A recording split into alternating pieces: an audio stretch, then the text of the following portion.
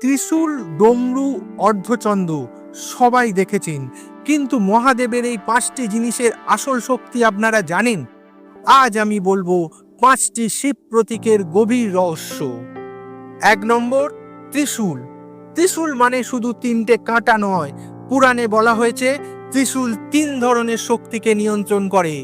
ইচ্ছা শক্তি, আপনি যা চান; জ্ঞান শক্তি, আপনি যা বোঝেন; আর কর্মশক্তি, আপনি যা করেন। এছাড়াও ত্রিশূল হলো অতীত, বর্তমান এবং ভবিষ্যৎ এই 3 সময়ের নিয়ন্ত্রক। মানে মহাদেব কেবল সৃষ্টি করেন না, সময়কেও সামলান। 2 নম্বর, ডমরু।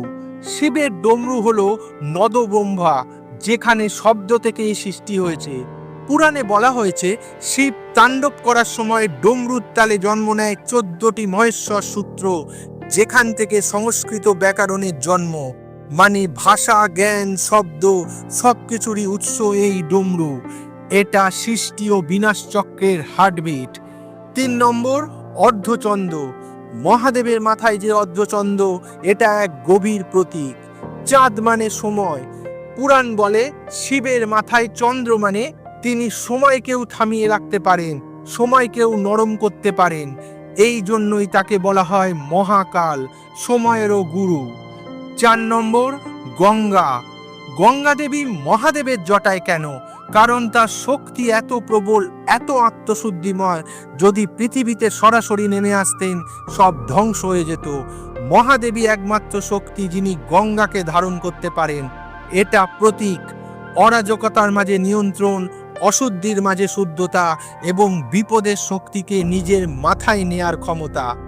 5 নম্বর, নীলকণ্ঠ। বিশ্বের অমঙ্গল যিনি নিজের ভেতরে ধরে রাখেন। এটা মহাদেবের সবচেয়ে হৃদয়স্পর্শী প্রতীক।